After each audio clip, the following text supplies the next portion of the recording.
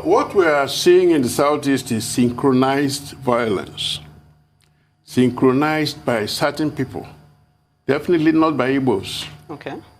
Those people who are doing that are foreigners. Both the unknown gunmen and their sponsors are foreigners, known Igbos. The violence in the Southeast is an organized one aimed at discrediting the Igbo race to continue to deny them of their place in the committee of this very nation. Our young men are being killed and tagged unknown gunmen. Guys, this interview is a cracker by Uzodinma. Of course, this Uzodinma is an elder par excellence, not the Uzodinma you know. This interview has proven to be an exception that proves the law. Before I used to think that all our elders are the same, but at least this man has given me a reason to believe that because you don't just have a mouthpiece to speak out doesn't mean that you are the same with other or the rest of elders. It's actually shown to me that we have some good elders in Igbo land.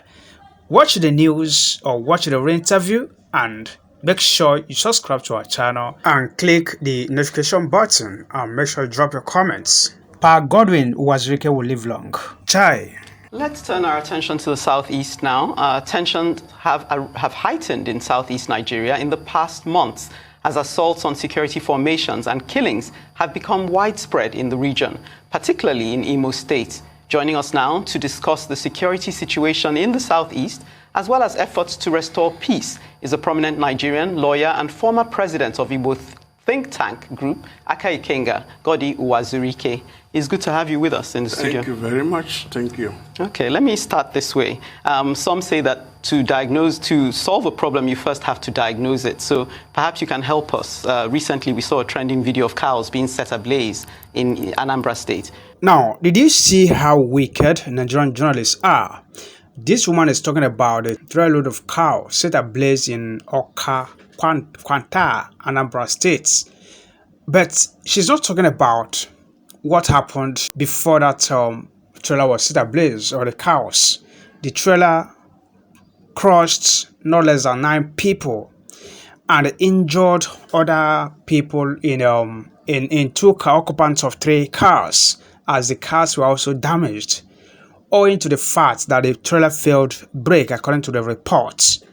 Now, but she's here making it appear as if, the angry youth that did what they did that day did it out of hatred against the North, or, for the fact that the trailer is coming from the North, or the cow, it has to do with the Hausa or Fulani cows. Do you see how wicked the Nigerian journalists are?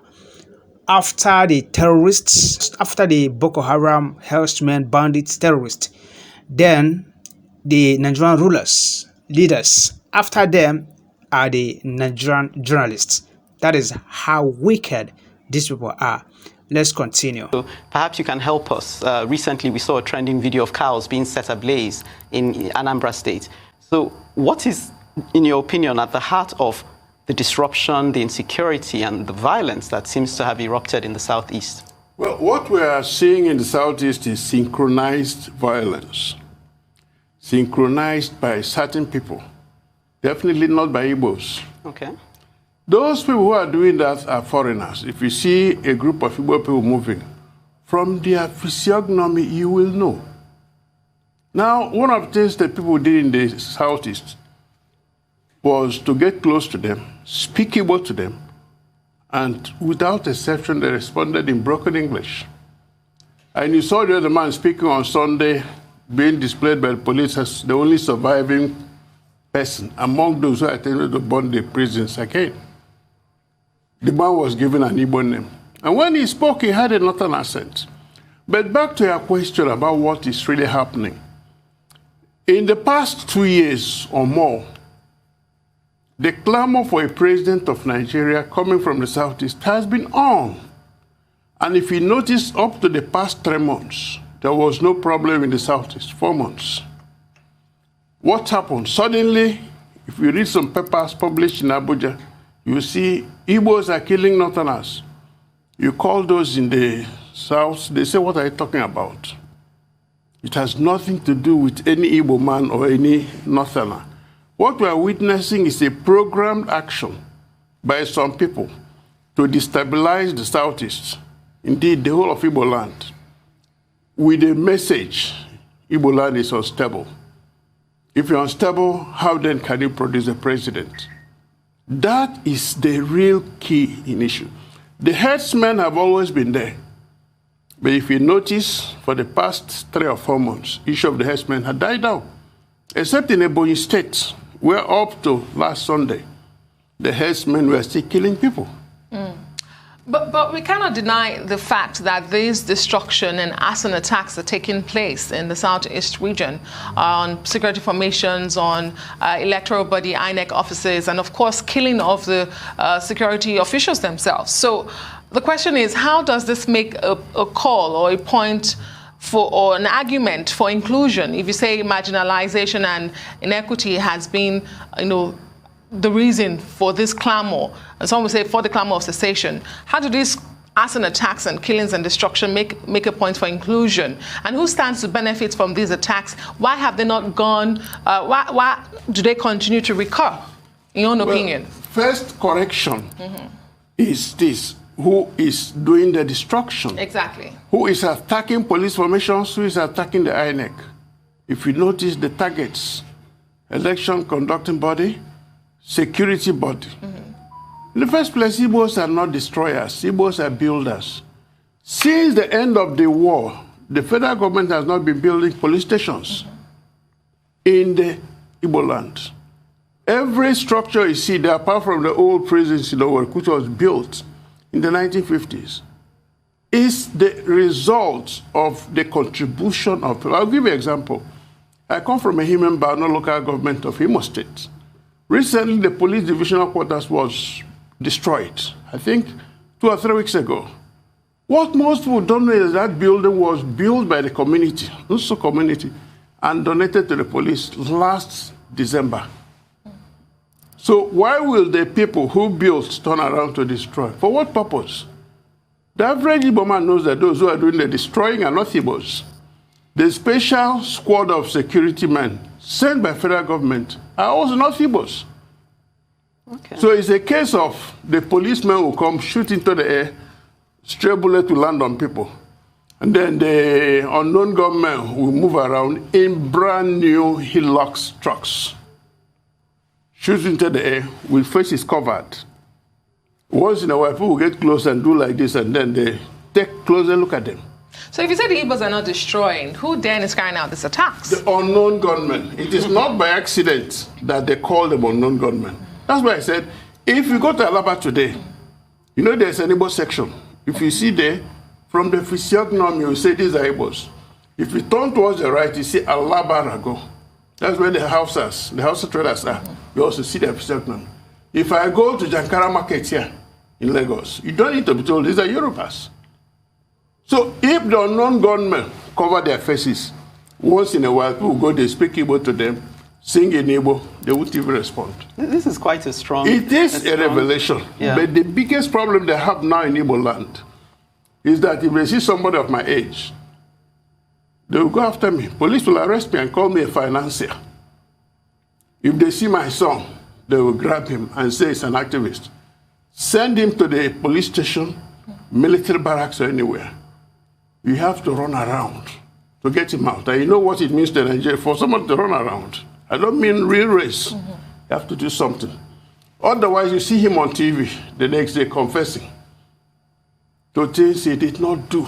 Because when they torture you, you have no option. And remember, Archbishop Obinna, the Archbishop of the Catholic Diocese, last Sunday came out almost weeping that the morgue where they keep dead bodies, that place is overflowing. 35 unidentified bodies. The Nigerian Bar Association came out and said, we have set up a unit to liaise with the police commission. That's how they have been able to rescue some people, including the man who came from Bayelsa, who was going to buy a casket for his father-in-law's burial. The one was grabbed and displayed on TV as a high-ranking chief. Permit me to just interject, because you're making strong assertions, and we wonder why this hasn't come to light in a more public forum. But let me just ask, what we do know, though, is that there was I'm glad you said you're from Imo State. Yes. There was a sit-at-home order, and it would seem that largely it was obeyed. So that would then beg the question, who is in charge? You know, we want to bring up the issue of Ipob because they've made certain assertions. And then we want to ask the question as well regarding Imo State. It's hard to put this. There have been assertions by people in Imo State that since the current governor came into being, that Imo State hasn't known peace. So suggesting that his coming in as governor has also triggered some of these violent attacks. What's your take on that? Let me take it one by one. Issue of sit at home. To observe a day for our departed brothers, those who died during the war, has been on since 1970. So it depends on the government of the day to make it a focal point. No, I'm talking about how it was enforced. There was intimidation behind it. No, there was no intimidation. Listen, what you saw was what we call a charade. Some people wear black and red and be moving around. You think the Igbos are not Igbos. That's the point I was making. The unknown gunmen are not Igbos. As for Day of Mourning, it's observed every year. You have seen the one of 30. September 9, some people will also observe their own. They don't make noise about it. The Jews call their own Yom Kippur. We call our own mourning our dead. 2, IPOB is what I call a phenomenon that has risen because of injustice, because of lack of fair playing ground, because of arrant discrimination. Now, nature abhors vacuum. So whenever there is this kind of lack of inclusiveness, grumbling will come in. All it takes is somebody to harvest that they're grumbling and say, this man is doing something bad. Let's see what I can do. Believe me, the average person will join. On the issue of the governor, I better leave it at that. Is the governor in charge of any security force there? No. If he says something negative, they'll go against him. You know where he lives in Owerri? It's called the fortress. On one side is Army Chief's house, Police Chief, DSS, Air Force. All of them live in a circle. And the police headquarters and the prisons that were just burned down, you just opposite them. Okay. CCTV showed all those who do the attacking. Do you know that till today, none of these groups I mentioned ever produced a CCTV? And I mean, a lot of people watch will be wondering, why is nobody being brought to book? Where are the perpetrators? But in the absence of state police, we've seen vigilantes across the country, states having to form their own vigilantes, and as well as regional security. Same as the Southeast with Ebube Agu. They don't seem to be making much headway. What have the governors got wrong when it comes to security of their states and, of course, the region, Southeast in particular now? Well, I don't want to call it intimidation from Abuja. I also don't want to call it timidity of the governors. No. Let me say it's a case of 3 political parties having governors in the Southeast. 3 political, PDP has 2. That's Enugu and Abia. Enugu has always had a Babago. They have a name for their own, and they have bosses for them. Abia State, yes, its own is not as elaborate as that of Enugu. Imo State also passed a law a long time ago outlawing open grazing, and they also passed a law establishing a Bago. But then the governor said he has sent some people to train the military barracks in Anambra State, so that when they come, they form the nucleus. Now, the man in Anambra also has his own. His own method is different because there are 3 parties. They have different methods. Abga said, okay, if you kill a cow, you pay. If you kill a human being, you pay. And they're enforcing it. So when you're talking of a bagu to them, they may say we have something different. The man in Ipob, you know, he has just joined APC. And he's also the chairman, so he's been drawn on one side. Unfortunately, his state is the worst hit by the killer herdsmen. Up till this Sunday, we are still killing. Now, the governors are also, well, I think they're handicapped. But remember this, there are killings all over the country, in all the zones. And in terms of number, in terms of statistics, Kaduna State has had more people killed or kidnapped than the whole of Southeast and South put together. Yeah, the IG of police, when he came, he said, I'm concentrating on Southeast and South. In other words, they know what they're doing. So those special squads sent to Imo State because of this crisis, are they putting anything together? Their job is to go and block the road. I saw them. I was there Saturday before last. For me to pass, all the roads were blocked in the city. For me to go to the airport, I had to call one man. When I noticed his less unfriendly appearance, I said, I just joked. He said he was an Ishan man. I said, Ishan Wayo. He laughed. He said, Ishan. I said, okay, Oba talk me. He relaxed. He said, Oga pass. That's how I was able to go to the airport. The next day, Sunday, Golak was killed. The insecurity there is there, but it's artificial. Okay.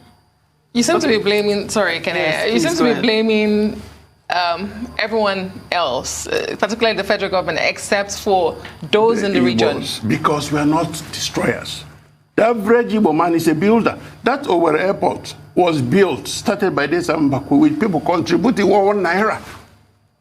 Everything you have in Imo State was built by the people, not by the government. Okay, let me just bring this in, because I think some might find it convenient, like my colleague just said, that Igbos are not destroyers, Igbos are builders.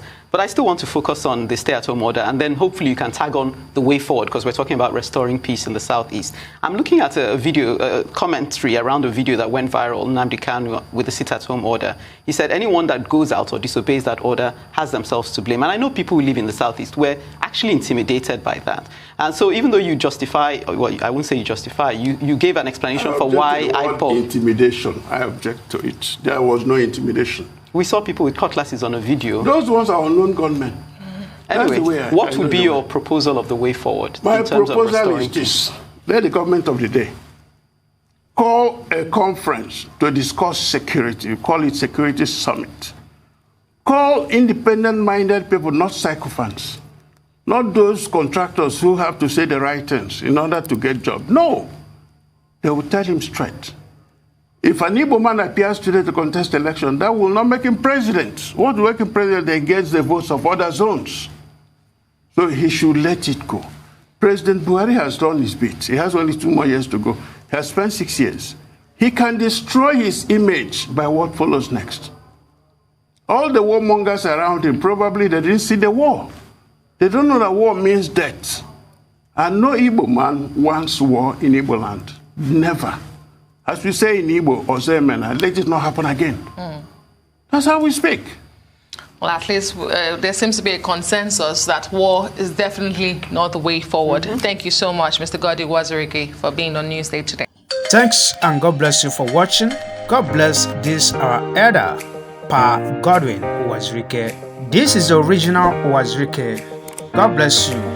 Drop your comments and make sure you subscribe. Bye-bye.